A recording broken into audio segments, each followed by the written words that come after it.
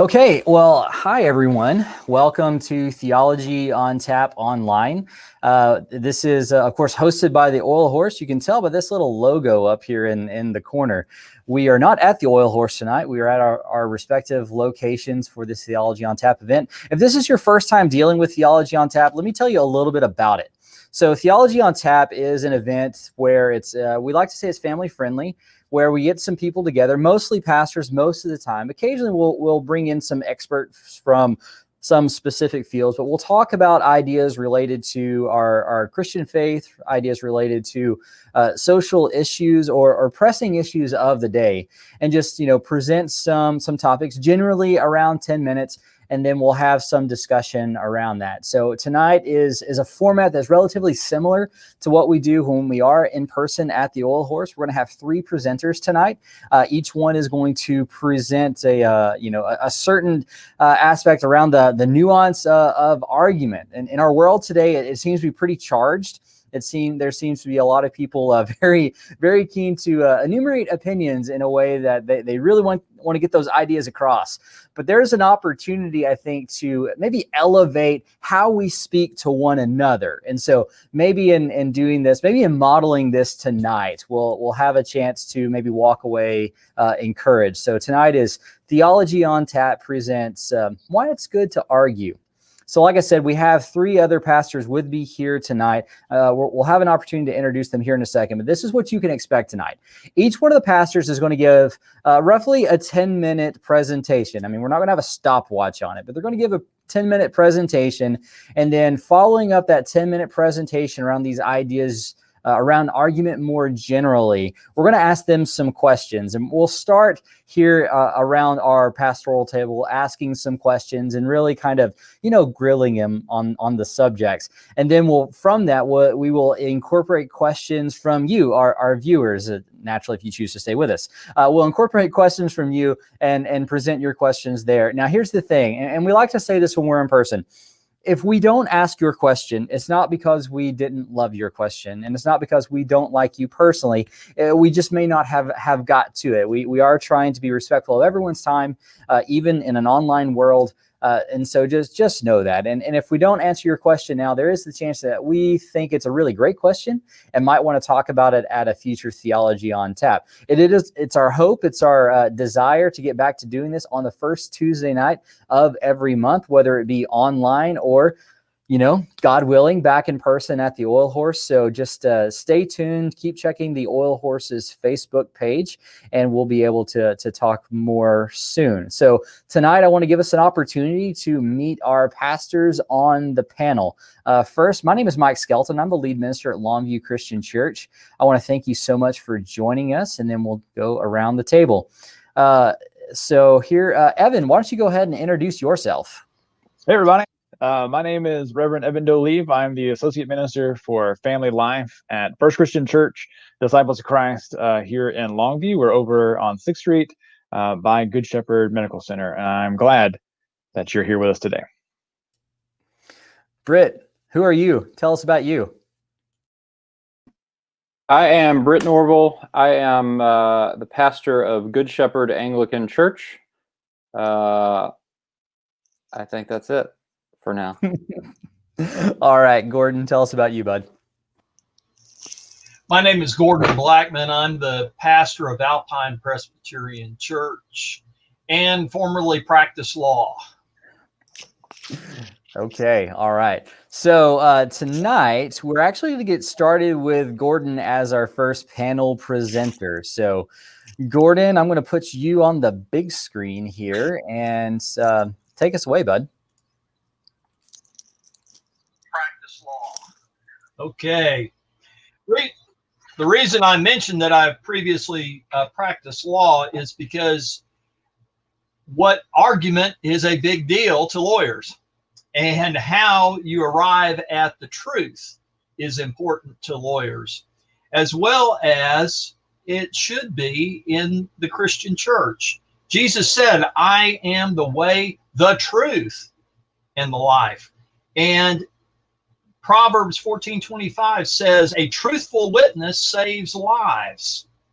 In 1 Corinthians 13, Paul also says that we should not rejoice in the wrong, but rejoice in the truth, that love rejoices in the truth.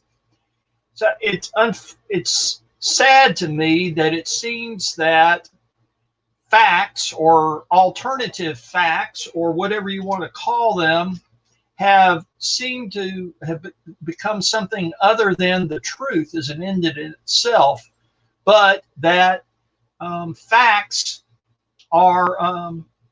seem to be a means to convince people of an end, as opposed to the truth being an end in and of itself. In the law, we have what's called the adversary process. In the adversary process, the idea is that if two able advocates present what they understand to be the truth, both as forcefully as they can, then the trier of fact, whether it's a judge or a jury, will be able to determine what is the truth by applying a burden of proof. Now, burden of proof is something that I think I wish more people understood. And I think the best example of burden of proof is the O.J. Simpson case. As we know, O.J. Simpson was acquitted of murder because the jury found there was a reasonable doubt. The reason they found that there was a reasonable doubt was because many of the facts that pointed to O.J. Simpson as the killer in that trial could have been planted. And the primary investigator was caught in a lie on the stand. And so, because in a criminal court, the burden of proof is beyond a reasonable doubt, then the jury could not convict. But then the families of the deceased brought a civil lawsuit, and they won and got a judgment against O.J. Simpson for killing Nicole Brown. And the reason was because there's a different burden of proof applicable in civil court. Basically, it's more probable than not. So if you think about who was the most probable killer based on all the facts, 51%, if you think about the legal scale, if you put all the evidence on the two sides of the scale, it tilted toward more probable than not that O.J. Simpson was the killer. So it may seem to some to be inconsistent, but they're different burdens of proof. And actually, it was very consistent.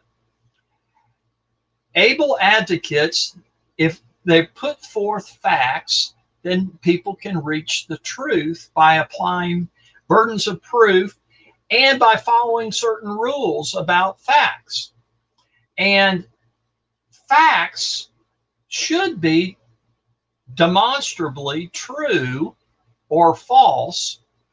And they're basically two kinds of facts. There are those things that are true by definition. Philosophers call those a priori facts. Or there are those things that can be empirically proved or by observation. And that's philosophers call those a posteriori facts.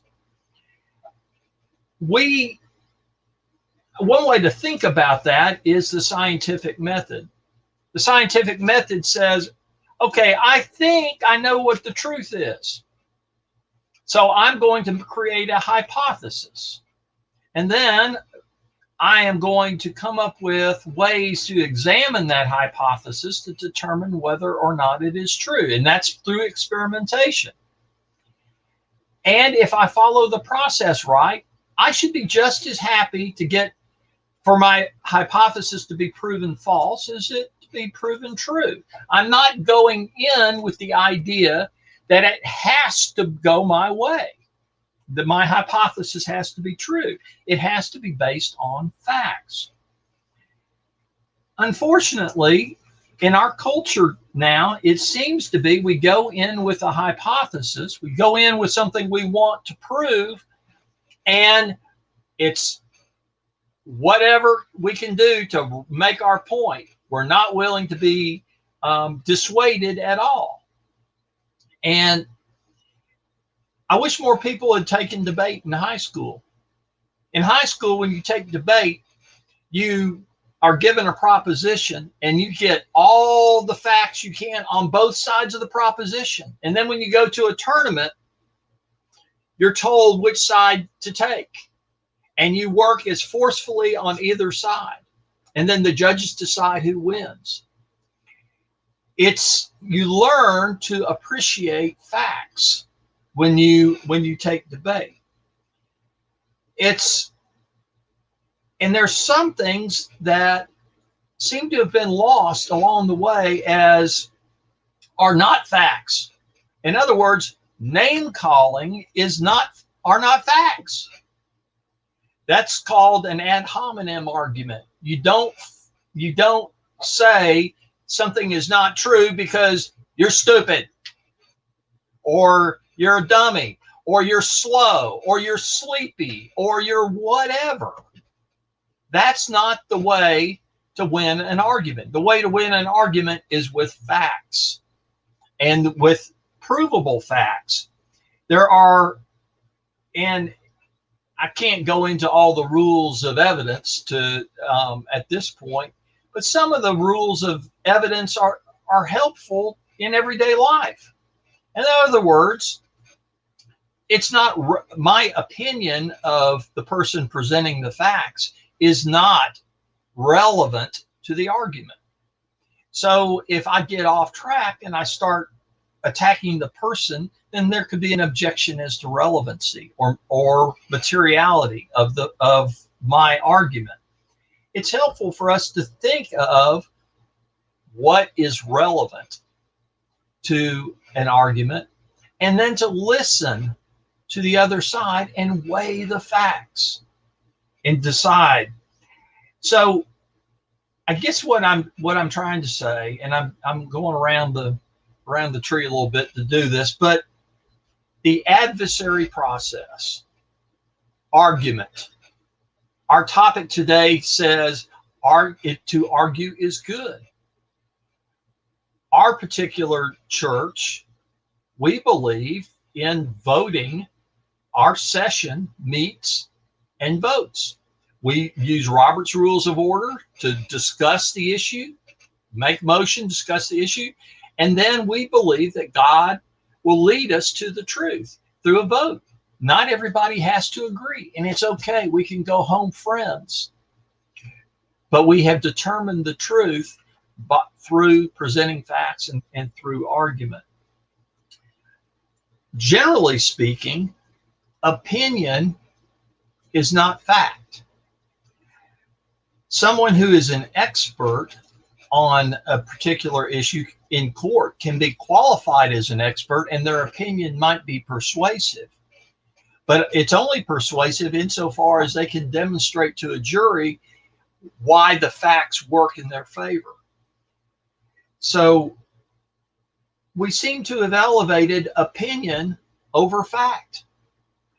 And we have lost the ability to take each other out of the equation, listen carefully to the facts, and argue in a way that's respectful, where we can disagree, or we can even say, hey, wait a minute, you've convinced me.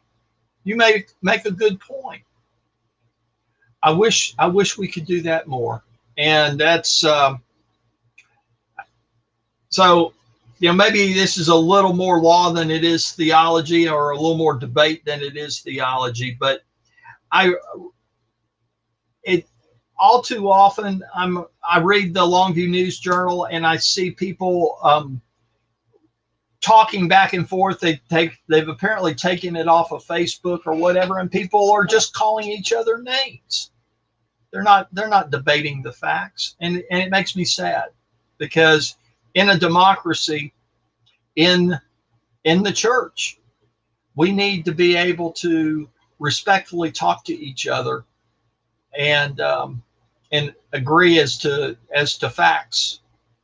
So anyway, that's all I have. Cool. All right. Thanks. Thank you so much, Gordon, for presenting that. And again, I want to remind everyone, if you have questions or comments, go ahead and drop those in the Facebook stream there. Just go ahead and comment on the video that you see there. Those will come across on our side, and we'll maybe have the opportunity to pull some of those in and maybe answer them. So, Gordon, you brought a lot of collective, wisdom to the table based on your previous life there, your career spent kind of walking down that road, burden proof. When you talked about the scientific method, my ears naturally perked up as someone who, when you're a kid, you have this idea just absolutely just drilled in your head about that. So what do you think really kind of causes us to maybe mistake a hypothesis that we have for a true idea, and maybe skip the whole idea of actually testing our hypothesis before we put this on a billboard and say 100% absolute? This is, just consulting your wisdom here. What's the breakdown inside of us? Well, unfortunately, I think there's a term that I managed to avoid, but I'll use it now. It's called confirmation bias. And unfortunately, it seems like we've grown up in families or in political parties or in churches or wherever, where we've gotten our preconceived notions. And so suddenly we look at everything through the lens of, how does this confirm what I already believe? We seem to have lost the ability to weigh our opinions based on new information. And that's what makes me sad. Yeah, that reminds me. I'm glad you said that about confirmation bias. There's an article that I read here recently. I think it's from 2017 in the New Yorker, called "Why Facts Don't Change Our Minds," and it's very much around confirmation bias. But what this particular author was arguing is that it's not confirmation bias; it's my side bias. Is that I'm willing to allow certain things happen, to let certain things go if it benefits my side. But if my opponent or the adversary that I have built up does something that I see as nefarious, then that's wrong. I'm going to call that out. So, yeah, it definitely it's a worldview, and I'm glad you mentioned that, Gordon. Yeah. Yeah, Gordon, I was wondering if you could also maybe take us through and explain a little bit more. You mentioned there are two types of facts in your presentation. So one based that are more empiric and one more around observation. Maybe walk us through what those are exactly, and maybe describe the implications of those facts like in our life today. Well, one is that certain things are true by definition. So if I hold up something and I say, this is a widget, I have defined this as a widget. Therefore, it is a widget. That is true because I have defined it to be a widget. That is partly, that is particularly important to recognize, because a lot of times we don't seem to have come to the table with the same definitions. And that's really important. If we're arguing about grace, and your idea of grace is a blue-eyed blonde, and my idea of grace is something that God gives us from heaven, we're talking past each other if we don't have the same definition. So that form of truth is it's important to recognize that. Now, then the second form is, like you said, it's by observation. Sure. And that fits in more with the scientific method. Yeah. Say, okay, we've got the same definition of what is acid or what is alkaline. So I can put litmus paper to it and tell, and if it turns blue or turns red, I know whether it's acid or alkaline. Or if I get the pH, I know where on the scale it breaks from acid to alkaline. Those are empirical facts that you can test and you can see. It's important for us to recognize, and particularly when we're talking about theological truths and so forth, where those lines are. What is sometimes one thing I think the difference between truth and fact. Whether or not there was truth, when Jesus told the story of the Good Samaritan, does it really matter if there was a factual Samaritan who helped a factual Jew who was hurt on the side of the road? No. The story tells a truth that somebody who's willing to step aside from their racial biases and help somebody on the side of a road is a true neighbor, whether or not there was a flesh and blood Samaritan who fit Jesus' description there.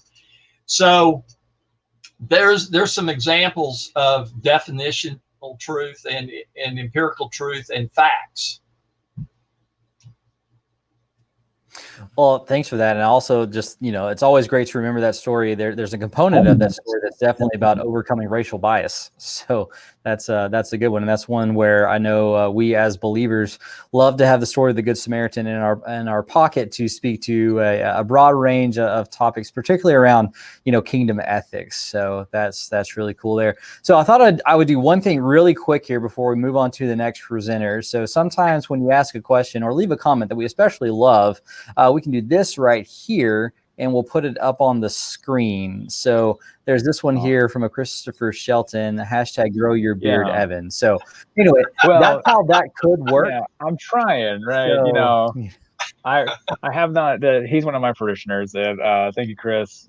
Much love to you. I just haven't made it to that level of Skelton and Britt yet. So I'm trying my darndest. There you go. So, yeah. But and something a little bit more useful. Evan did post the New Yorker article up there. That's in the comment stream as well. So there are things there. That's how that works. It's nice and snazzy. We can throw it up on the screen. So okay. So next up, when it comes to the presentations, and naturally, if something comes to you later as we're moving along, and you'd like to ask a question, feel free to drop that in the thread as you go, as you are considering some of the things that Gordon has left us with. We're going to move on to Britt. Britt is going to give us a presentation on just kind of the larger idea of arguing with God, kind of the and how argument is really connected to the biblical witness. This is something I'm particularly excited about. I know he's going to do a fantastic job, and I'm really going to set him up in up high right here. That way he can meet all of our expectations. So there you go, Britt. I'll bring it down first thing. Thanks for everybody for tuning in. One of the things I feel like I ought to begin with is just my honesty about the fact that I personally tend to conflict avoidance. And so as I speak about how the Bible sort of almost prescribes argument to us as part of what it means to be a faithful disciple, a faithful Christian, I should own that. I'm the youngest of two. I have two older brothers. One of them won state debate in Texas, and so I was always in over my head with it. The other one was also a debater in high school, and so I was always over my head. So I learned how to just avoid it. And so I'm learning this. I'm learning the necessity of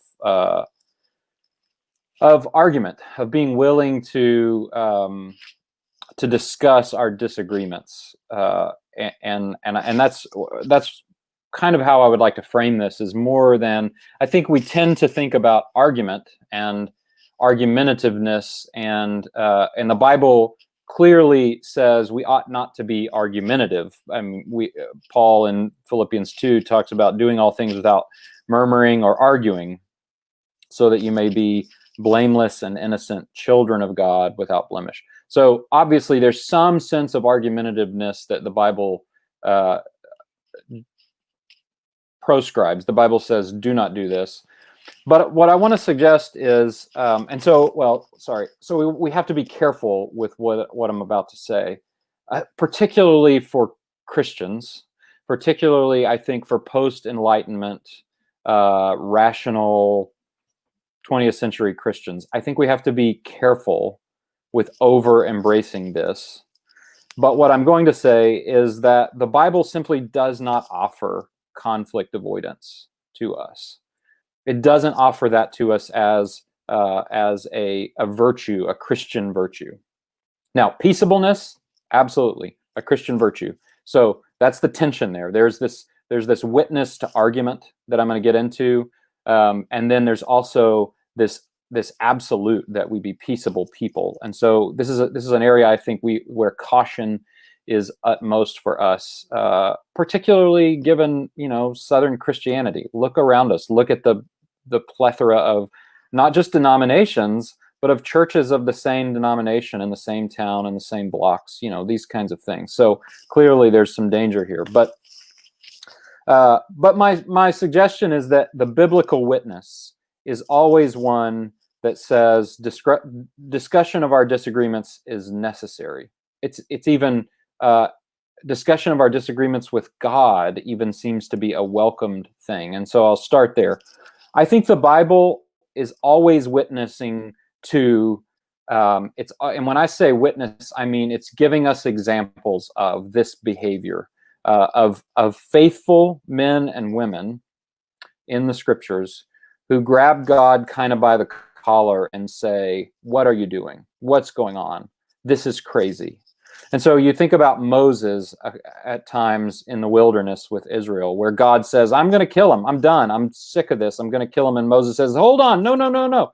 And Moses seems to present this argument. And often what he's doing, he's arguing from this position of God's own self-revelation. And Moses seems to be sort of contending with God based on God's own self. And then we have stories like Job, where Job is clearly sort of contending with God over all that has happened, and his friends are involved in this. And obviously there's things about Job where in the end Job is rebuked in some way for his position, the way that he's approached God. Or you can also think about Jonah, who does this as well. Jonah gets frustrated with God, and he sort of begins to argue with God. And so there are these examples that are sort of counter examples. They're be careful how you do this. But my point is more that those parts of the story are inexplicable from the Bible. Those are there all the way through.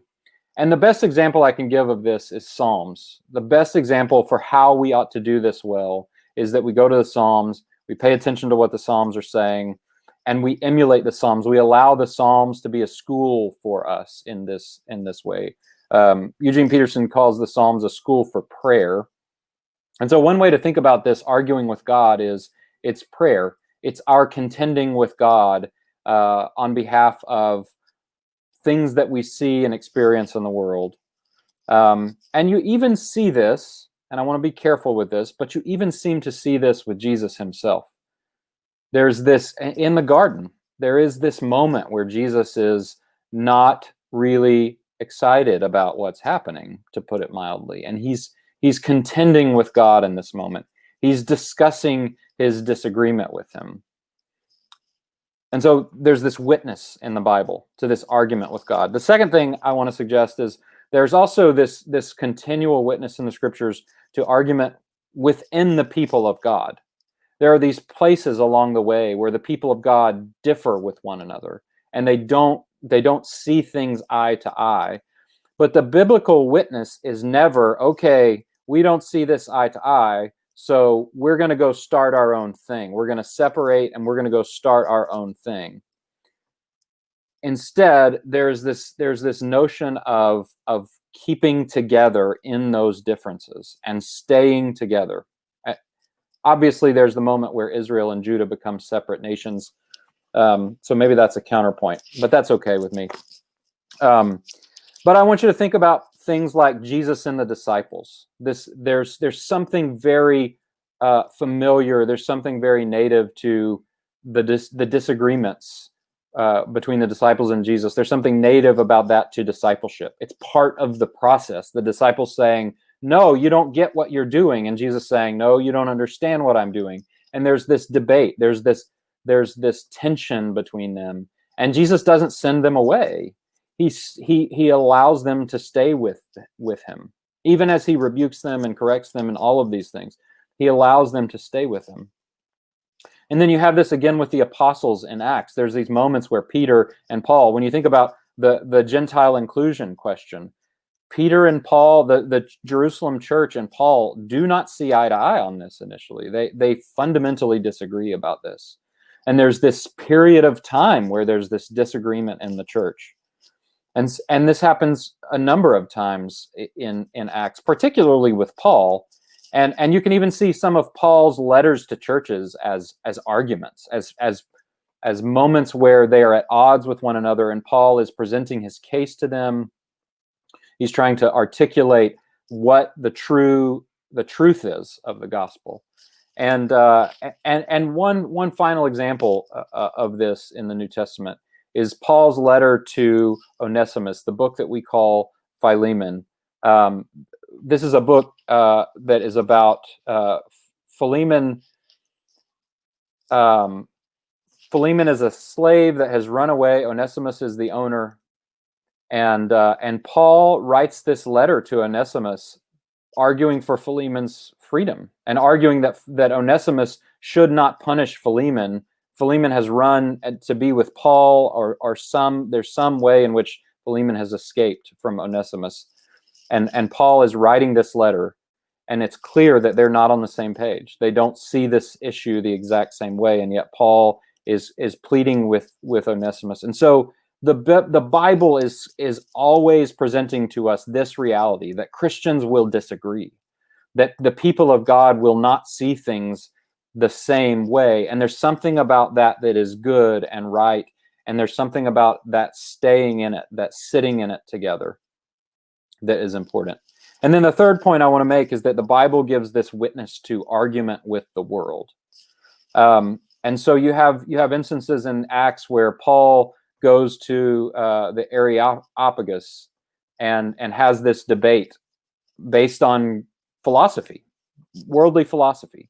But he's contending ultimately for all this philosophy having its summit in Jesus of Nazareth. And then you think about Jesus before Pilate, Jesus in his trial. And obviously he doesn't utter a word. You know, we have that tradition that Jesus doesn't utter a word before Pilate. And yet there is this argument he is making, even in his unwillingness to speak. There is a truth to which he's witnessing in his refusal to use words. And so there's also this component of this notion of argument, that sometimes the point is not to win the argument with words. The point is to be present and to be faithful in the moment. Just to be a faithful presence. And so we get that's sort of the biblical witness. And finally, the one thing I want to say, sort of the overriding idea here, I think, to the biblical witness is that the Bible seems pretty comfortable with tension. The Bible seems often comfortable with a lack of resolution, or at least these characters in the Bible.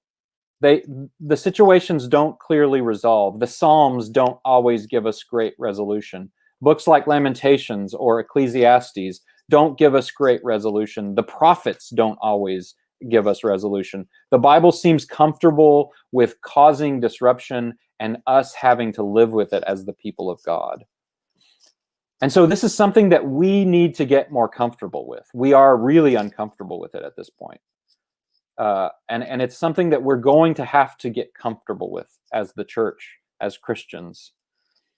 And one way that I think I would suggest to us that we might get comfortable with this is if we can think about this less in terms of learning how to tolerate one another, and instead trying to learn how to belong to one another in our differences.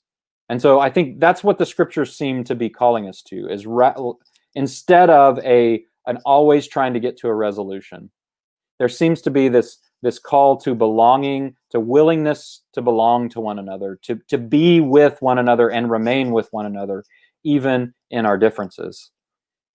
And as we do that, as we belong to one another, I think truth becomes revealed in those things. It's not always that we can see a resolution in the moment. We can't always see the truth, but over time, that becomes apparent to us.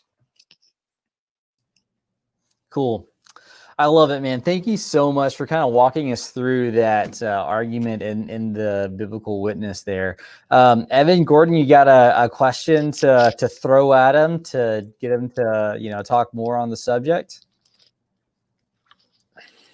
I know I've got a couple. Take it away. Okay.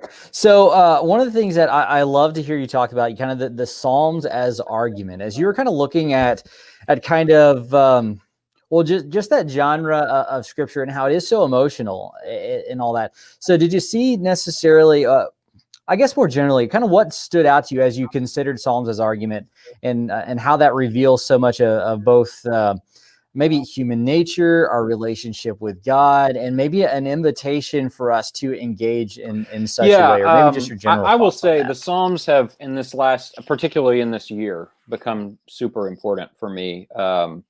And some of that, there's a book that an Anglican priest who I have met a time or two, I don't know him personally, but a guy named David Taylor, David O. Taylor is actually his name.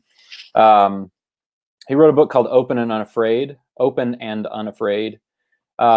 that's really, he's teasing out this notion that the Psalm, it's about the Psalms, and that there is this reality in the Psalms that the psalmist is open, absolutely open and honest before God, and has this implicit trust that God's okay with that. And so there's no fear that in these prayers that God is going to express, come back and smite him for these prayers. And the other thing that I think is a crucial point for us to be aware of about the Psalms, I don't know if I'm answering your question exactly, Mike, but is that these Psalms are written for public consumption. They're written for public worship. And so, yeah, that's a big deal. there's this reality to the Psalms where they're saying things like, "How long, O Lord?" or "Where are you?" or "Why have you torn?" There's the image of the vineyard. "Why have you torn down the walls? You planted this vineyard. You brought us out of Egypt. Why have you let the walls be torn down?" And so there's this real tension and contention before God. That's just this brutal honesty, and sometimes that's even directed to God, but out of anger toward humans. And we're not good at, it's not even lament. It's the fancy word for it is imprecation, imprecatory Psalms. These Psalms, the numbers escaping me, but the Psalm that ends, "By the rivers of Babylon we sat and wept," and then the Psalm ends with, "Blessed are the ones who dash your little ones' heads against the rocks." 137. 137, yeah. Evan's got that tattooed on his arm. Okay. It's just this Psalm where there's just this utter honesty about their anger and their pain and their grief, and they're directing it toward God, and they're saying awful things. And yet the whole point seems to be, if we can direct this toward God, maybe God will redeem it and prevent it from actually happening. Maybe God will bring his justice that maybe doesn't look like our justice, even though we want him to do what we want him to do, that if we can be honest and truthful before him in these things. And there is this sense in which it's always circling back around to, God, why aren't you doing something? We may be expressing our anger at other people, but ultimately it is this cry to God saying, God, what are you doing? Why aren't you doing what we think you should be doing? Why aren't you doing what you said you were going to do? So I just think if the Psalms, and I don't think memorizing them is helpful, but I think just reading them, for whatever reason, we're not familiar with them in our culture anymore. I wanted Yeah, I wanted to point out one of the comments here from Caitlin in the comments there. This thing is it's so true to the Psalms here. Just particularly this last sentence. I think it's important to remember who God is, and that we have to remember to love people. In kind of this conversation of the Psalms, and even this with the thing that we're talking about right now, and the examples that we've given, holding up this even. Very, let's call it direct language directed at God. There's still remembering that He is God in the direction of that language. Like it's not a pointless endeavor to offer up these complaints that we have to the Almighty Creator of the universe. Our hope is that He intervene, that He act, that He do something about the things that we're talking about, and all that. And so even any conversation of the Psalms, I know right now Kendall Land somewhere is talking about how there are Psalms of orientation, disorientation, reorientation. He's muttering that to himself wherever he is right now, actually in Disney World. He's in Florida. Like that. Speaking of disorientation. That's right. Absolutely. Yeah. So it is important to remember that even when we find ourselves in these situations to where we cannot see the other side of whatever we're doing, and we find ourselves in these desert type moments, and where we are beside the streams weeping and all that, we have the example that we have in Scripture is still rooted in that. Even in offering up our complaints, we're offering these complaints to one who is able to hear and able to do something with them, and that's an important thing that we see going through there. Yeah, I had a question around something very similar that when Britt was talking, because I found this in my own ministry, not just here at First Longview, but in other places, is that while cognitively I may agree and know everything that what Mike just said, but there's still something holding me back, right? That little verse in Job that says, "Where were you when I created the world?" That there is this, that questioning is the same thing as unfaithfulness, or complaining is somehow not being gracious and grateful for what you have. So walk me through that a little bit, Britt. Like how like if I was in your parish and I'm like, and you're talking about the Psalms like in Bible study, or I heard you say this, and I'm like, I just can't do that. I can read it, but I just can't say the prayer like that. Well, one, I would say, I think a little bit of fear and a little bit of care is in order. I mean, Job gets rebuked. Jonah, God says, "Is it right that you're mad at me?" Of course it's not right. So I think on one hand, I would want to say this is an endeavor that we take on maybe with some trepidation, carefully, intentionally. But I also want to say, think about a relationship where there's something that you need to say that you're afraid to say. It doesn't get better until you find a way to say it.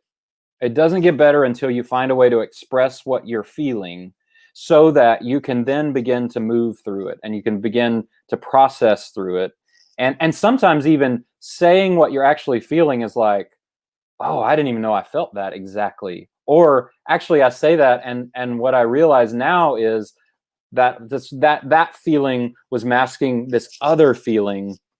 And so I think there's something about process here that is essential too, that the Psalms are a process, or learning this language of argumentation with God, with one another, with the world, that there's this process in which we become more revealed to ourselves, we become more revealed to one another, and through that sort of mutual revelation, I think we become more revealed to God, and God becomes more revealed to us. And so that's the way I would think about it, is like, until we can be honest about where we are, then we're not being honest to God, to use that phrase. And sometimes that does mean expressing the fact that we do feel unfaithful, and we do feel these things that are deeply unfaithful, maybe. I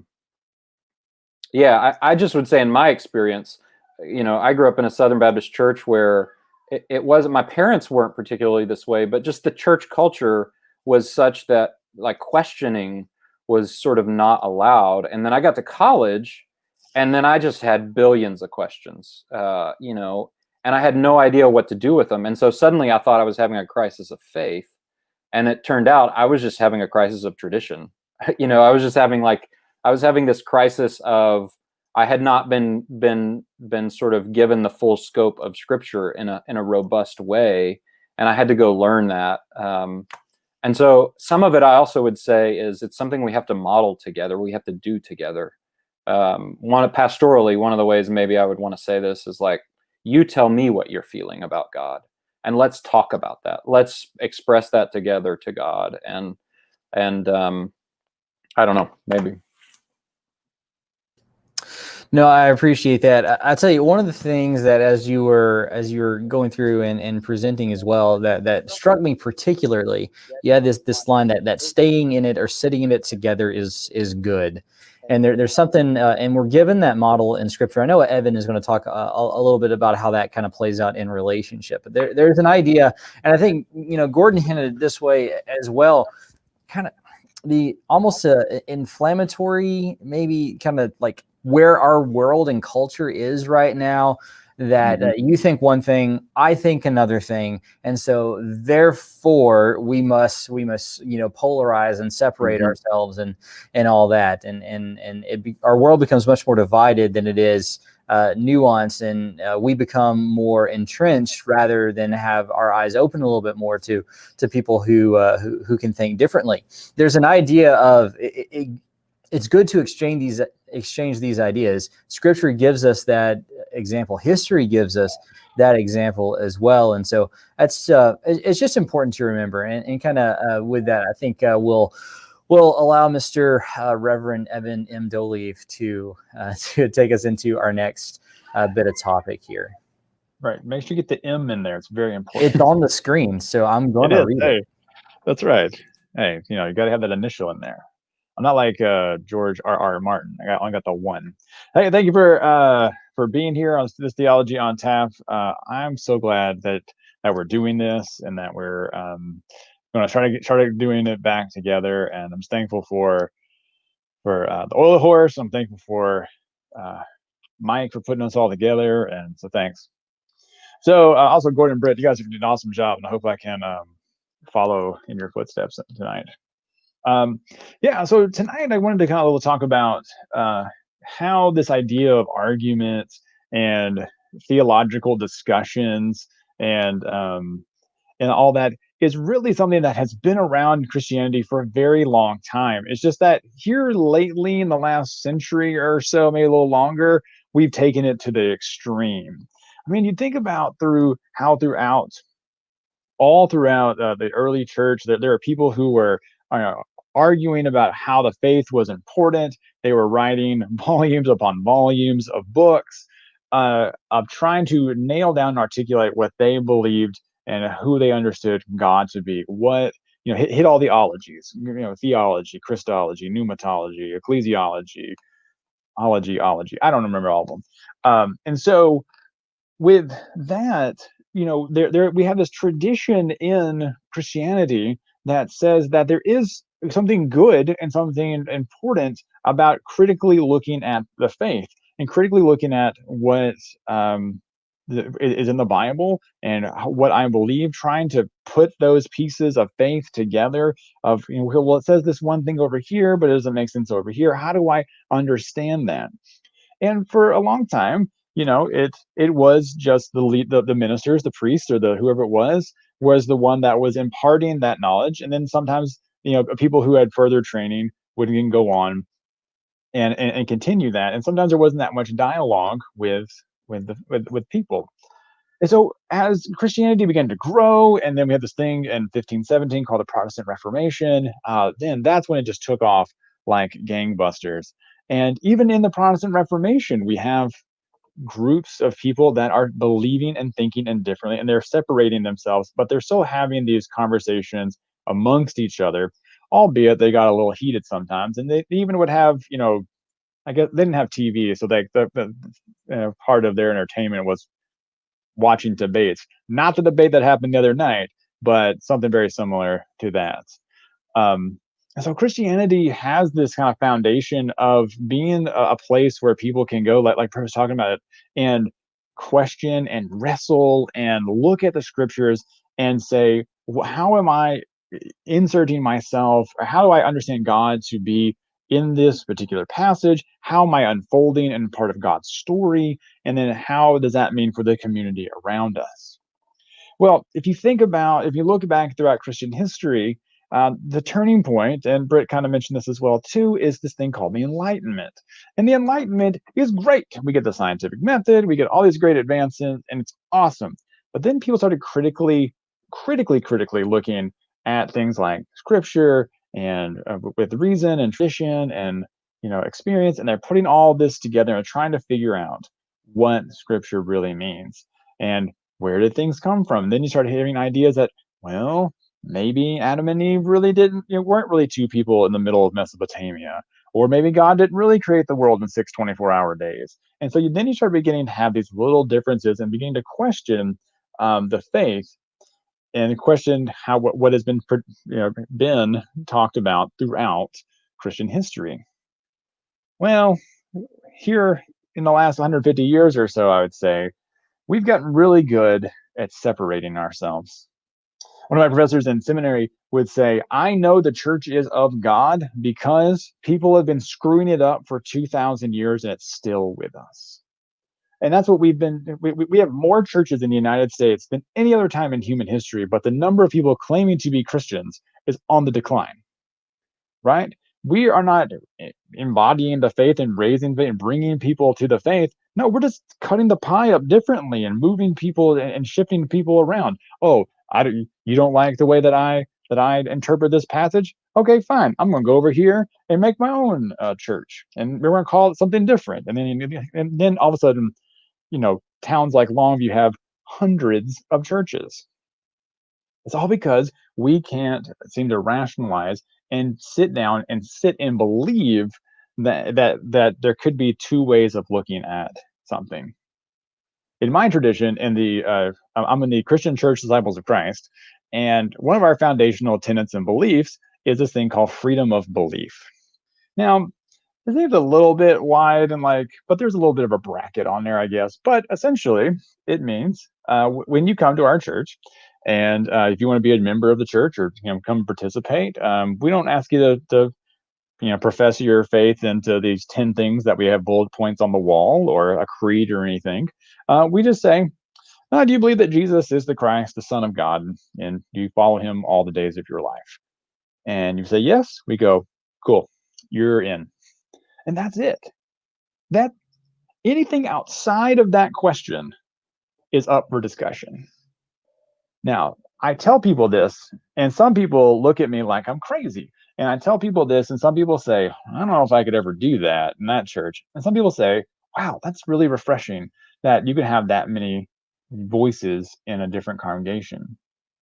So here in my church, a few years ago, we did a all-church survey, and we found that we were pretty much a statistical bell curve when it came to people who were more conservative or more progressive in their theologies and even in their political stances. That means that when we're in Bible study or in worship or in church school class or something like that, there's a pretty strong chance that someone sitting next to you doesn't believe the exact same thing that you do. And somehow we figured out not to, kill each other and, beat each other up over it. Now, sometimes we just avoid the topic altogether, but also sometimes it's a ground for when we're able to have these conversations because we realize that God is bigger than the constraint that we put on God, right? And that throughout our entire life, throughout our entire being and development of the faith, a faith across a life cycle is changing and growing and being morphed and just like as it says in Proverbs 24, that's iron sharpens iron, so each other, helps each other in the faith, right? And so when we're doing this, we're not saying that God has changed. We're not saying that the words in the Bible have changed. It seems that we have changed and the way that we look at things have changed. And that's okay. Now, for some people, change is a scary word. We don't like to talk about it. It's a word that we don't like to say because we don't believe that we actually do it. For some reason, we're okay when things in the store get moved around, like they move the bread to a different aisle. It may be annoying the first few times we go, but we get used to it after a while. Oh, but if something changes in my church, or someone tells me a way that's going to be different than the way that I understand the faith to be, then oh no, Katie, bar the door. It's not happening. Right? But here's the thing. People aren't afraid of change. They'll tell you that 6 ways to Sunday, and I will tell them that that's not true. They're not afraid of change. They're afraid of loss. They're afraid that if they think about something differently, or they think about God in a different way, then their connection and their relationship with God, or their church school class, or their church even, is going to be different. Spoiler alert, it probably will be. And that's okay. Because if God's big enough to create every human on this planet, all 7.5 billion of us, in God's own image, and we're all a little different. Some have big beards and some don't. Some have no beards and some, otherwise. And that's okay. Then God's big enough to have our understanding of who God is. But it's being in relationship with people in a community. When as part of the disciples, we have freedom of belief, but that also means that we interpret Scripture and we study it together. And that way, we're able to be together to say, "That's how you understand God." I never would have thought about that. Well, here's how I understand it to be. And they have another person here, and then we have a multi-lattice work of how God is coming into a clearer picture for us. And so, faith for me is like a Jenga tower. You ever play Jenga, right? The tower, and we're constantly moving blocks in our faith. And that's okay to do. And sometimes people want to move one of those big ones at the bottom. And that means that whole tower is going to get a little shaky and a little wobbly. We have to really consider whether or not that's something that we want to do, but we need to at least hear and consider it, because it helps us get a better understanding of who God is to be and who God is in the world and how they're understood. Look, you can look at me and tell that I am not African American, right? I'm a white guy, right? But if I don't listen to the experiences and the interpretations of African Americans and African American liberation theologians, or even Latinx liberation theologians, I'm denying understanding who they understand God to be, just because I want to feel right. And that it may be uncomfortable, it may be hard to do, but if we believe that God is the God that we say God is, and that Christ unites us together in God's Spirit, then I'm going to be able to hear that from someone and be able to, and maybe not 100% agree, maybe not even fully understand or comprehend, but I'm going to hear that and take that in. And then that way, I'll be able to have a better perspective, or maybe a different perspective, on who God is. Because, guys, we've been trying to contain God in a bubble or a box or a storage container or whatever metaphor you want to use, and it hasn't worked for millennia. We're constantly reevaluating who God is and who God is to be. And sometimes that takes discussion, and that takes having a conversation with someone to say, I know this is what it says and this is what I understand it to be, but I need help you tell me why you think that is for you as well. And it's being in a relationship, and sometimes those conversations are tough, and sometimes they're hard to do, and sometimes you may not like what your pastor says from the pulpit. That's okay. But think about why that is. Why is our immediate reaction to get guarded and defensive? Right? Because people are trying to change our Jenga tower. That's why. But it's being in relationship with one another, to be in a Christian community that builds up one another, that says it's okay that if we think about God in a different way, it's okay to think about God in ways that may be a little different. Now, I talked about freedom of belief having those brackets on the end. Like, if you think God's telling you to go do child sacrifice, that's not a thing. But there are some limits to that, and I think communities can set those limits. But the key piece there is that having relationship with people and being open and honest and vulnerable about what that means in your own life will help you to kind of have a firm foundation of where you stand, and also be able to listen and hear others' perspectives. And then that way, we don't just have one little piece of who God is. I yield the remainder of my time. Yeah, I actually lost the timer, so you're somewhere around 10 minutes or something like that. Anyway, so thank you for that. The opportunity to bring child sacrifice is something we get to do. I've been much sitting on that for on 6 months ever since COVID stuff happened. Like, I got to work it in sometime to Theology on Tap. And so I'm going to go on record. Sure. I am anti-child sacrifice. There it is. And the Bible is too. So there you go. That's bold. That's hot take from Rev Ev there. Hot take. Child sacrifice is bad. So with that, hey Britt, you got a question for Evan? Well, I don't know. There's a question here somewhere, but what reminded me as you were talking was there's a poet who's written a couple of memoirs in the last few years named Christian Wyman. He was the editor of Poetry Magazine for a while, and he's now a professor at Yale. But he wrote a book called My Bright Abyss, which is about a memoir about faith and poetry. And he has incurable cancer. He's in remission, but it could come back at any moment. Anyway, it's great. One of the things that he talks about is he just talks about the fact that Christ comes. His phrase is Christ comes alive in communion between two people, which always also reminds me of if your brother sins, you go and where two or more are gathered in my name, I'm there in the midst of them. And so there's just something there. I don't know that there's a question. I guess maybe the question is something like, I don't know what the question is. Well, it did make me think, like, whenever you're talking about that, and I don't know how I got through this. I mean, without in a 10-minute talk of being a disciple without mentioning communion. But there's a reason in the disciples church why communion is central to our faith in our worship practice, and it's because that's the one place where the barriers of the world break down. Right, and so that's the one place where if you think God created the world in 6 24-hour days, or if you think it's just a really nice story, it doesn't matter, because we believe in who Jesus is, and we come around God's table in that way. And so that's kind of the great unifier of the church. Young, old, rich, poor, and whatever and in between.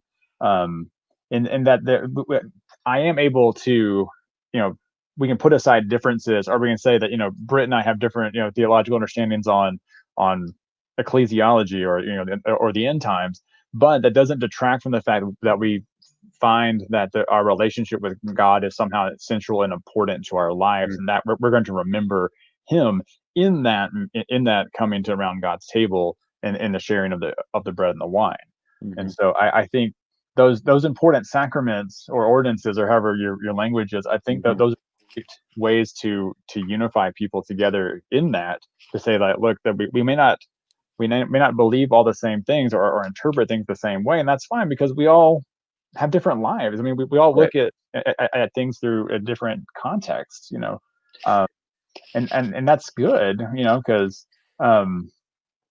that helps us to navigate faith in that way.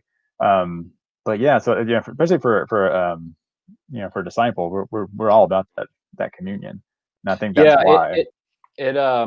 I'm sure I'm borrowing this phrase from somebody because I'm not that clever, but the sacrament of conversation. As you were talking there, if we understand sacrament to be a means of grace, is like these physical things through which God's grace becomes manifested to us, then at some level, that's what we're saying is happening in these conversations. Is like, you think about, even just like the conversation that an individual has with a therapist, that it's not argumentation, of course not. It could be argumentative at times, but instead it's this like deep revealing, this deep grace that's being revealed through this conversation between these two people. And then, of course, that's like what marriage is entirely, is just this deep sacrament of like staying in the conversation, So, Absolutely. yeah.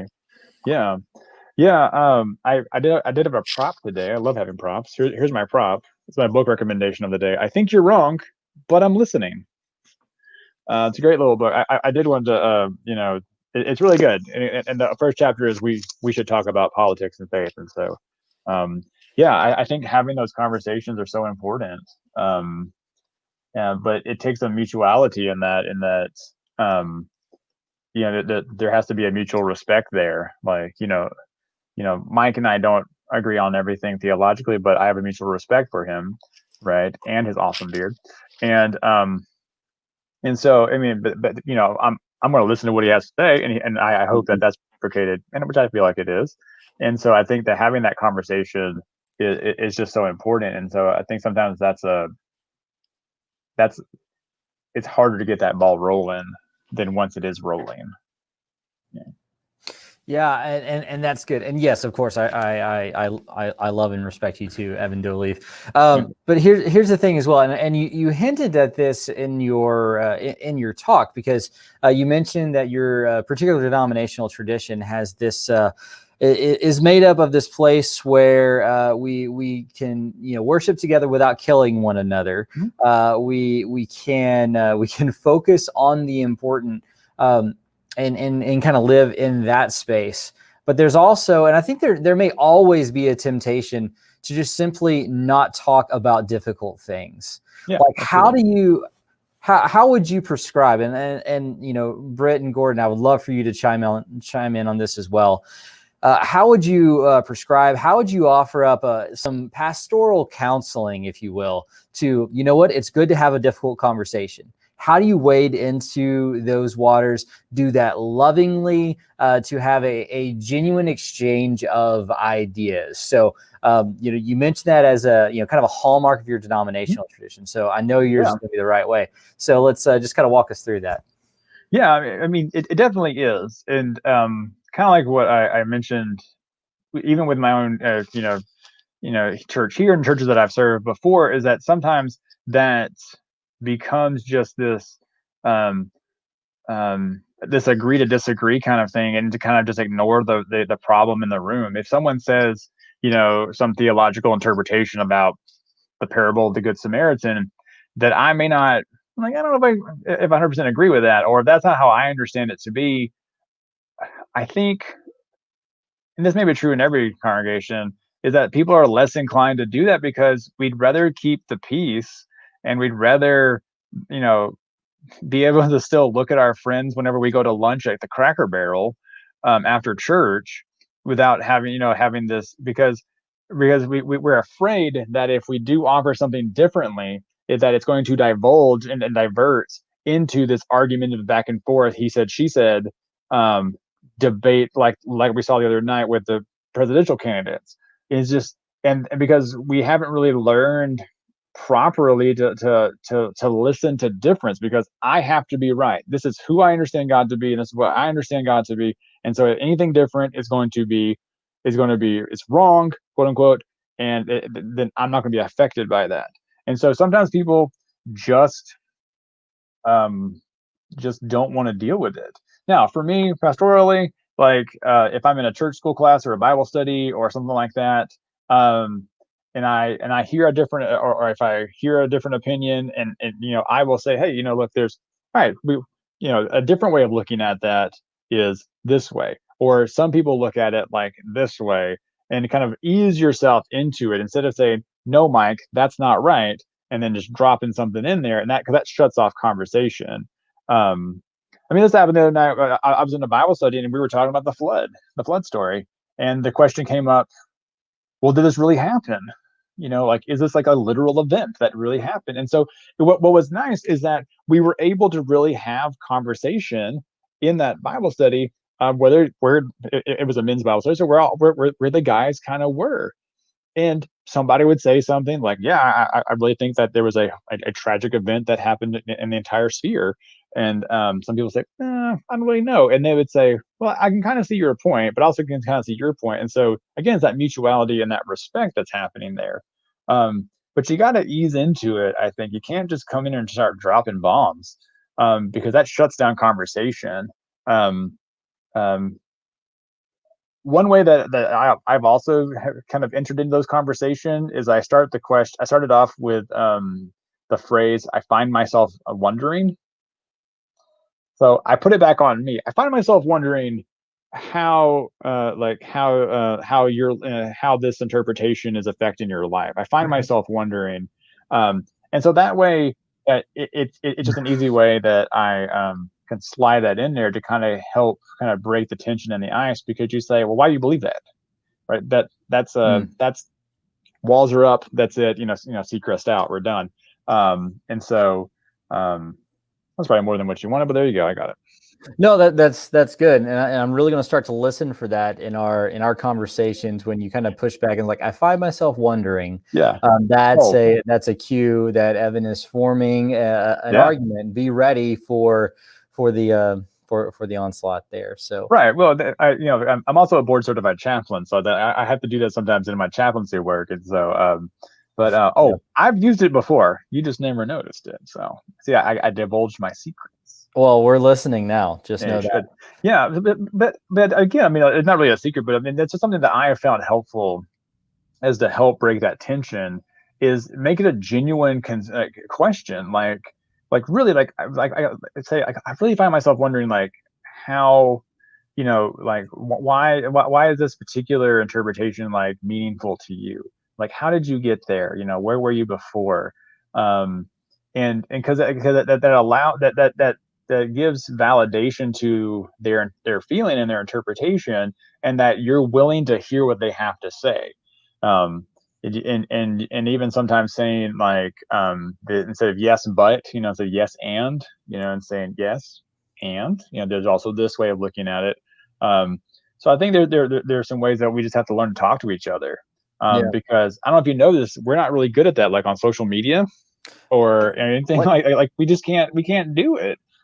Because again, we have to move out of the framework that we have to be absolutely right. Now, there are some Christian communities that's their jam. That's what they think, that they have the straight path to heaven, and there's other communities that aren't. And so if you're in a community that like Britt was saying, like, you grew up in a community that wasn't maybe necessarily open to that kind of conversation, but if you find yourself in that community, start asking those kind of questions and start digging deep, because God's way bigger than what we can ever fathom, and so why would we stick to one thing that we learned when we were 7? We're not the same person when we're 7, 17, 27, so why would our faith be stagnant, in that way? God doesn't change. The Bible, the words don't change. The way we experience God does change. Gotcha. So, Gordon, how would you counsel people to have difficult conversations with one another? It's a really good question, because particularly today in our cancel culture, it's really scary to express something that you think may be a different or an unpopular opinion for fear that you're going to be canceled. And I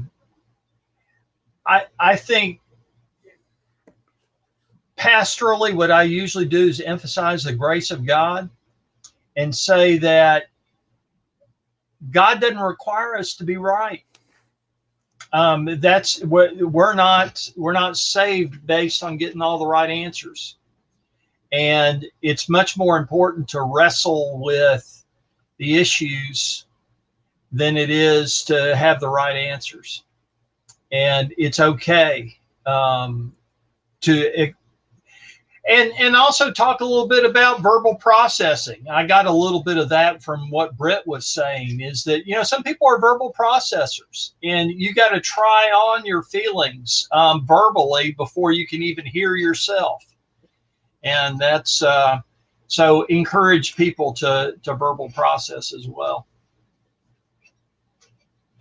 Yeah, I would add to that. One, I would be really harping. I mean, maybe this is the flip side of Gordon's emphasizing the grace of God, is I would be emphasizing humility and our own deep ignorance. Like, we are all utterly ignorant. even in the things that we're expert at. Like the people, what we find is the people who know that they're experts and are really truly like spent the time to be an expert often have this deep humility about their own ignorance of the subject, that or related subjects. So I would try to sort of motivate that conversation at some level. Like, just remember, like, what you think you know is a tiny smidgen of what is really out there. So on one hand, I would emphasize humility, and related to that humility, I would really want to emphasize for people the necessity of making sure that their conversation partner is willing and wanting to be in the conversation. And this is something I struggle with, because if something's really on me, something's really, stuck in my craw, and I can't, or somebody said something that really bothered me, but ultimately I know, if I can be honest, that it's not really like ultimate. It's not fundamental to their behavior, their participation in my congregation, their participation with my family as friends, or whatever it is. Then maybe in that situation, what needs to happen for me is I need to sit with it. I need to sit with the question and live with the question, live with the tension that I have, and try to learn some humility in that, rather than saying, I'm upset, I need to talk about this, and you got to talk to me about it because you're the other person, And, I think we're real bad at that. I mean, I think that's part of the reason why Facebook is the way it is because it's so immediate. It has this immediacy to it that doesn't foster reflection. And so I would be, if there were two people I knew that needed to have this conversation, I guess ultimately I'd be pushing them toward reflection prior to the conversation. And verbal processing. I mean, I'm extremely verbal processor. Like, I will say one thing at the beginning of a question and get to the end and totally disagree with myself, but I'll be sure of myself by the end, and so again, that's pushing people toward humility, toward recognizing the limitations of their partner in the conversation, and just those, like, trying to get people out of, I'm right, I'm going to argue my point, to saying, there's a lot going on in this conversation. There's a lot happening right now. There's stuff I don't understand. There's history I don't know. There's just a lot going on here. So I'm going to have to be careful and cautious and kind. So. Yeah, I agree with that. I mean, totally. While you were thinking about that, and while you were saying that, I was finding myself wondering that just about the immediacy of information now, like, and I think that's part of the kind of the post-enlightenment culture that we're in, is that if my kid asks me a question about space, or the capital of Zimbabwe or something, I can look that up, but I don't. It's harder. It's not an easier Google search of why are bad things happening in the world, and so sometimes we just stick to an answer that's right, and then we just go, all right, this is it, this has to be the only, and because there's nothing else outside of this that I want to fool with, and then we come up against another answer that may not sync up with that, and then that's where the tension comes. Yeah. Oh. So a couple of times we've mentioned that. I just want to kind of throw this out here. We've mentioned the post-enlightenment, and so this really great little church history outline was provided by a beloved professor of mine. And every time we went into class, we would have to recreate this kind of diagram and outline of church history. If you look at it from left to right here, you have, AD 100, kind of birth of the church here, going through the medieval period here, AD 50 to, all the way to 1500. Then we have the Renaissance here, and these are abouts, of course, about 1500.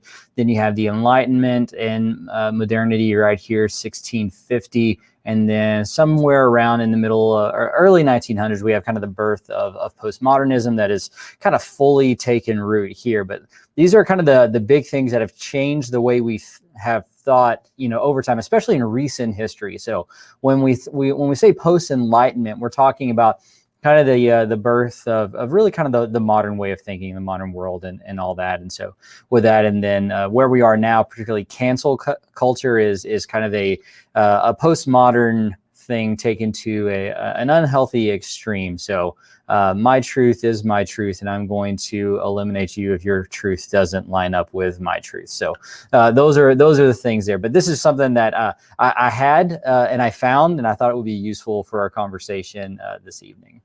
So there you go. Kendall would be proud of your whiteboard. Oh, I know, right? So this is so much nice. better than me trying to draw something on the fly here. It's a ready PDF that I had. So there you go, Right. Kendall. And if anyone would like this, please just drop a comment in our feeds there. I can send you this PDF via email. So there's that. And it's just kind of interesting because we truly are people who are of our time. And we've talked about how we are post Enlightenment, we are fully postmodern. We mentioned cancel culture here. We talked about the immediacy of information. We talked about the polarization in our world, and I think particularly the way that good rules and of rhetoric have been sacrificed during this season, and rhetoric has become a 4-letter word. And Gordon and I, we both have a mutual love of kind of the tenets of classical rhetoric and all that there, and the formulation of an argument, truthfully speaking. And so there's nothing wrong with entering into a conversation. I think there's something beautiful entering into a conversation with. Let's say I want to have a conversation with Britt. I know he thinks one thing, I think another thing. I want the goal of this at the end of this conversation, I want to change Britt's mind, or at least put him in a situation where he's got to think, differently. There's nothing wrong with that. And even if I am unsuccessful in that, we can still be friends in that. And that's a good thing of our postmodern world. We're not held to, the extremes, but I don't think sometimes it's hard for us to truly be in that space and live in that space. Evan, you said this, and you said something that I absolutely love. Well, you say a lot of things that I absolutely love, but you said this that I do love. We're not afraid of change. We're afraid of loss.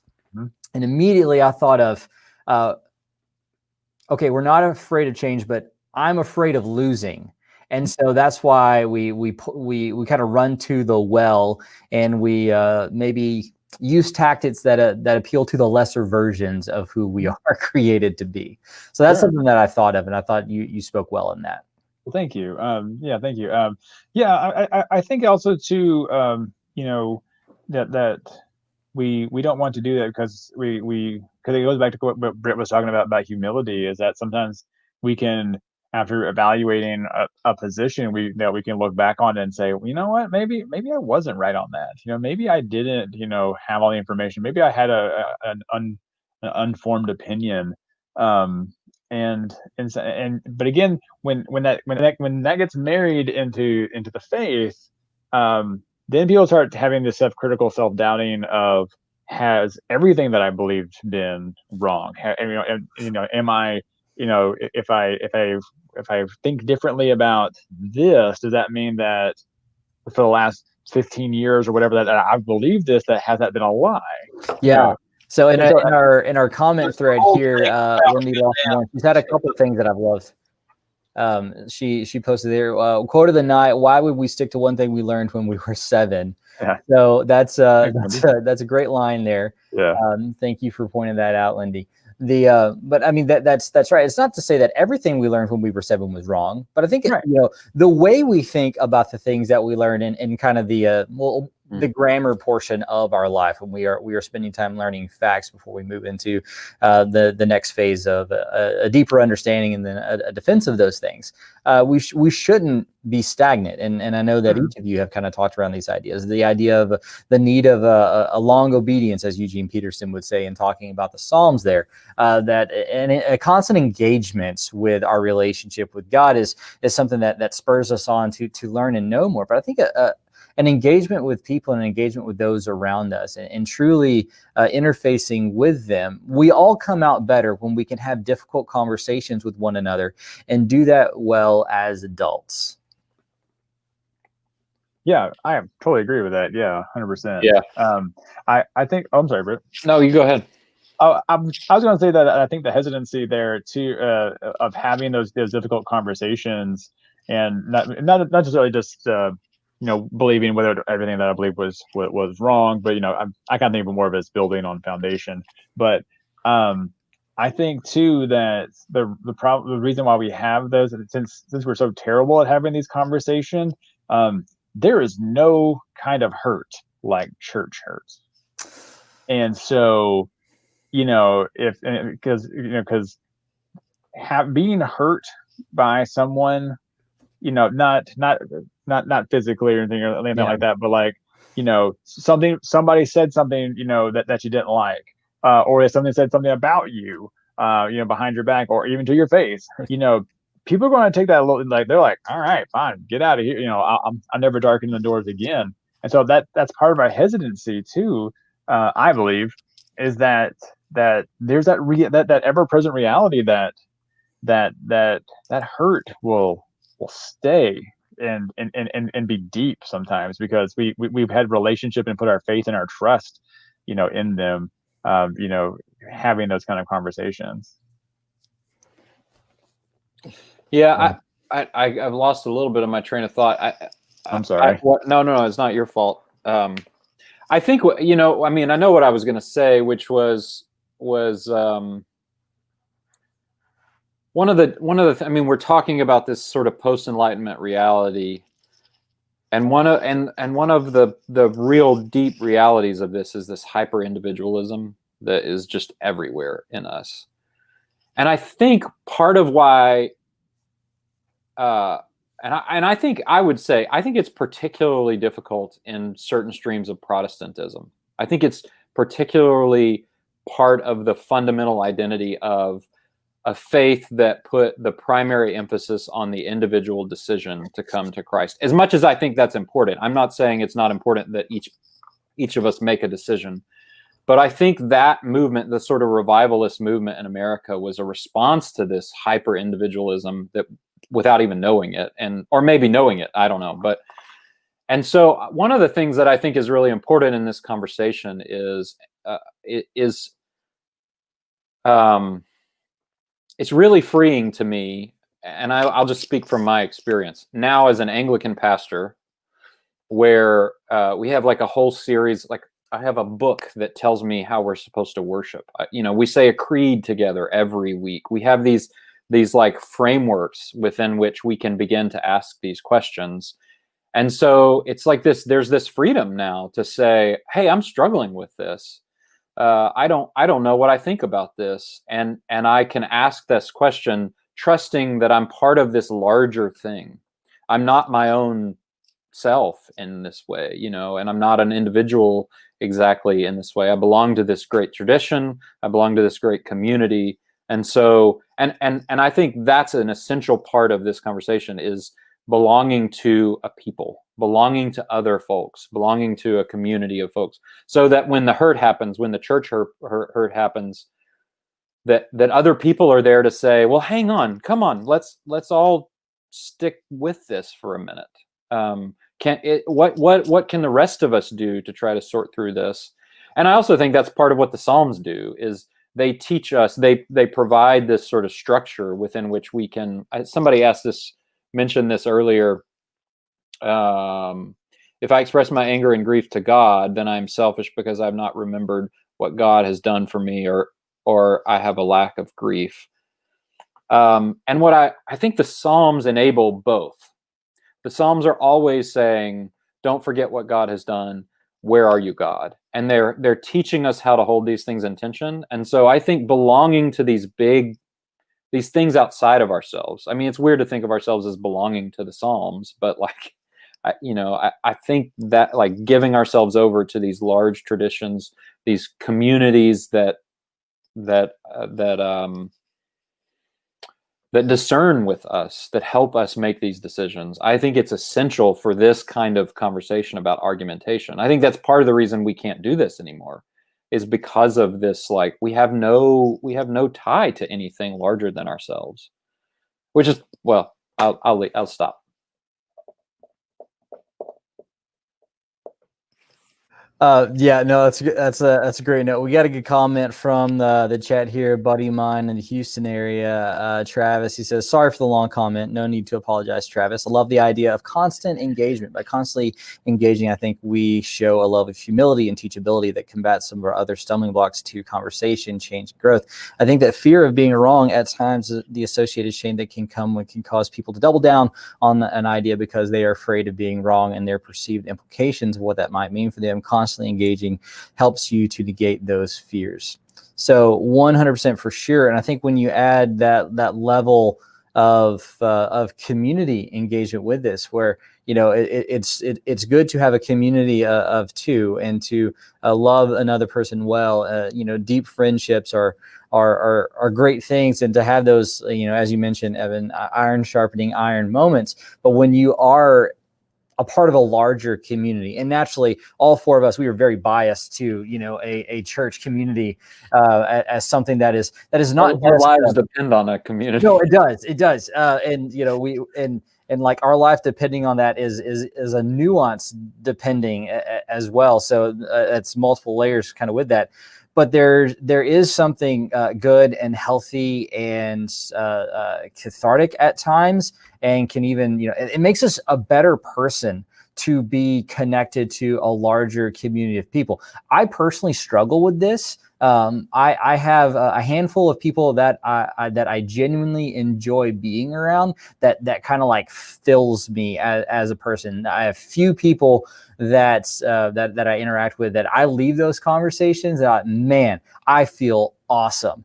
But I know that being connected to a larger community, there's something about it that's formative in me, that's transformative in me, and my engagement in that community is both good for me and it's good for the community as a whole. Even aside from being a pastor, being a part of a community is good as a whole, and all that, and committing when especially when it's not something that comes natural, but setting ourselves to engage and commit in a community is a good thing. So it's a good word. Thanks, Travis, for that comment. So yeah, so we've had a good conversation tonight, kind of winding things down. I've got a question that I thought I would throw out to the guys as a whole here, and it's something that we can have a little fun with, and it's this: what has been your worst experience arguing? What was your worst experience arguing?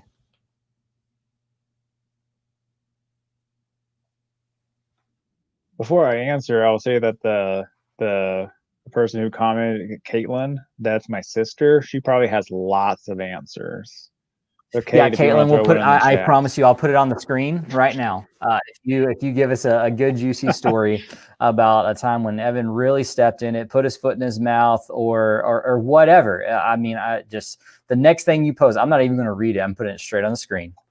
And yeah, I will answer, but it does have nothing to do with Caitlin.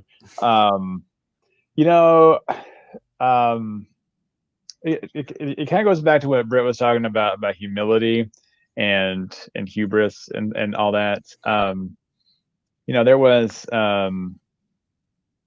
my first church at a seminary. I was Caitlin does have some.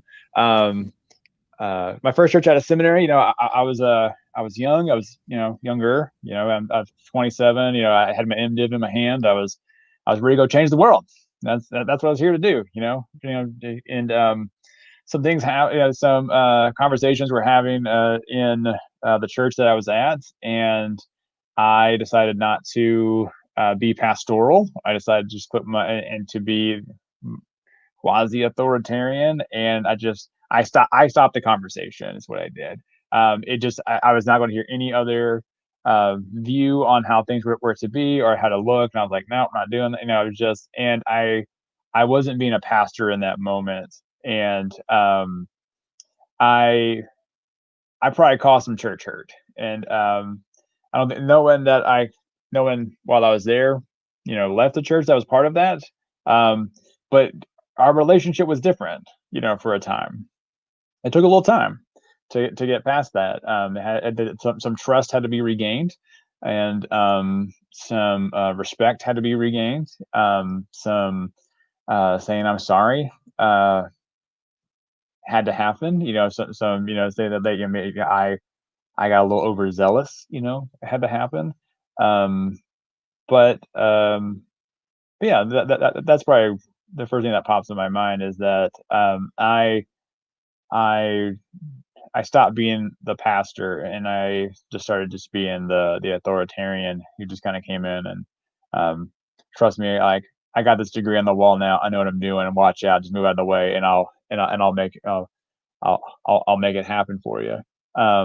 So I had to learn about that, and it doesn't mean that I don't push things that I think need to happen, but I do it in a different way that's honoring of the people that I'm interacting with. So I'm sure I mean, again, it's like I'm like Evan. If my brothers were here, I'm sure they'd have a couple of options here, or some of my best friends, through life. But I think what struck me was arguments with my wife. And they're the ones that I'm always like most ashamed of, are the ones where somewhere in the argument I say, "You always blank," which is a public apology to my wife, who's not actually here. But uh-oh, we just lost our moderator, and the person in control of all this. Keep it going. That's all right. So yeah, I think so. On one hand, I'm apologizing publicly to my wife, but the other thing that strikes me is, those moments are rooted in prior.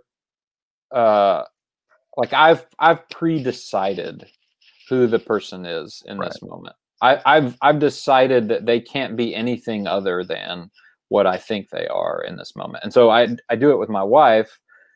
But I do it with lots, I mean, I do it with my brothers, because I'm so familiar with them. I do them with these are people that we're really familiar with. We do these things with. We expect certain things from them, and so we enter the argument with that in mind, and we don't always articulate it. We don't always say "you always" or "why do you always do this." But I think those are the ones where I look back and I think I wasn't listening. I wasn't paying attention to what they were talking about. I wasn't paying attention to why they were hurt or what had bothered them. I had already decided that I was right, or I had already decided that they were, even if I wasn't right, that the way they were understanding what happened was not the full truth or whatever. And so, yeah, those are the moments where I always wake up the next day and I feel like, like my lungs feel raw. For some reason. It's like, man, that's a unique feeling for me. It's just awful. So Thanks for sharing. Yeah, I hope that didn't feel like deep confession here and make everybody feel uncomfortable. It's just the moment that came to me. It was that phrase, like "you always," and then I'm like, ooh, I know I shouldn't be saying that, but I'm so mad right now that I can't back down now. Mm-hmm. So no, I get it. Yeah. All right, I'll assume the top boss chair. All right, Gordon. I'd have to kind of agree with Brett. There's no such thing as winning an argument with your wife, because if you win, you lose. So it's and I kind of learned that the hard way. And part of what Brett's describing, going through some counseling really helped me learn that using history is not a good argument technique, particularly with your wife. So when you say "you always," you're using history instead of what the current event is. So, and unfortunately, having practiced law for 25 years, I can think of all sorts of examples where arguments didn't go my way. And I don't want to get into all that, but I guess some of the most painful ones are the ones where justice is not being done. Yeah. Well, thank you. Well, I sent Mike a message. His computer crashed. That's what happened. So yeah, gosh, right at the end here. So I guess I'll just send it home, and we'll sign off for today. Next time that we do one of these Theology on Taps will be the first Tuesday of November, which is Election Day. So we will have a Theology on Tap that Tuesday. We're going to do it again online, just like in this format. You might see some similar faces, might see some new faces, and we had discussed some topics, but we never hammered down a specific one. So make sure you follow the Oil Horse Facebook page, and they will be able to tell you all the information there. And just mark it on your calendar. We're going to start doing that again, first Tuesday of the month. And whenever things are lifted and safe, and from the COVID perspective, we will be together again. Until then, the Oil Horse is still open. They have takeaway there, and you can find their cans. I think Britt had cans there. He was drinking 1877 there. I got this at Harley's on Highway 80. Yeah, I asked Jack where I could get it today, and he told me where to get it. So there's a few places around town where you can get their canned beer in addition to the brewery. Yeah, so yeah, definitely during this time, if you're able to, and you'd like to do that, that'll help the Oil Horse Brewing Company out a lot. We wanted to say a big thanks to them for hosting this again, even online. But big thanks to you guys for being here and commenting and sharing this out. I want to thank Britt. I want to thank Gordon. I want to thank across the street Mike, even though he had some computer internet issues right at the end. Big thanks to you guys for doing that, coming on tonight. Really enjoyed having you guys. It was good to do this again. It is, yeah. I enjoy talking theology because I'm a nerd. So I enjoy doing that a lot. So on behalf of Mike, Britt, Gordon, and the Oil Horse Brewing Company, I want to say thank you. Stay safe, wash your hands, wear a mask, and have a conversation this month. Find somebody that disagrees with you, and have a conversation. And don't try to change your mind. Just listen, and let's go from there. Britt, Gordon, you have anything else? No, thanks, Evan. Thanks for until next time, guys. Thank you, guys. Enjoyed it. Thanks, Until everybody. next time. Take care.